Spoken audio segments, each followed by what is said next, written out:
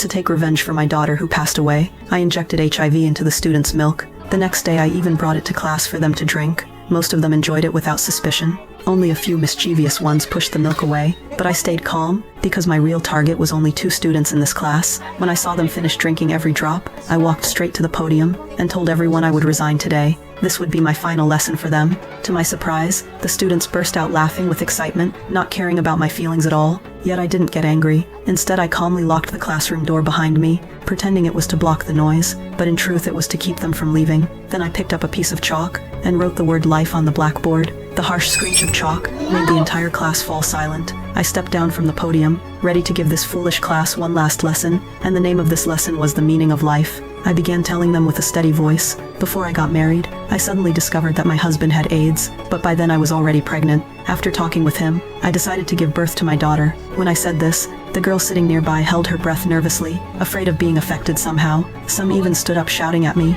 until I explained that I had been tested, and nothing was wrong with me. Only then did they sigh in relief, but the words that followed sent a chill down their spines. Not long ago, my daughter lost her life, and it happened right here at school. The police concluded it was drowning, but deep down I knew the ones who caused it were hiding in this classroom, and there were 2 of them working together. I didn't plan to reveal their names, so let's just call them A and B. Not long before the tragedy, A had played a cruel trick on me.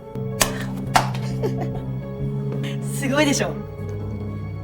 He even boasted saying I was impressive to notice. Then he tried to get me to sign his science contest application, claiming it was for a special project, but I sensed danger, so I firmly refused. Unexpectedly, he went directly to the principal, and still managed to win first prize. He thought his name would shine in the headlines, but instead the news barely mentioned him in a small corner. What did make the front page was a shocking story about a young person taking a life. Since that kind of story got more attentions, he figured he might as well try something just as dark. So A found the weakest classmate B. B was failing every subject, skipping classes just to play games. Once I caught him and punished him by making him clean near the pool. Holding a grudge, the 2 of them chose my daughter as their target. Because of the youth protection law, kids under 14 don't face heavy punishment. Even if caught, they'd soon be released. One day, I was shopping with my daughter. She begged for a little rabbit-shaped wallet, but I didn't have enough money with me. Coincidentally, A saw this scene. The next day he bought the same wallet, and with B's help tricked my daughter, telling her it was a gift from me. The moment she touched the wallet,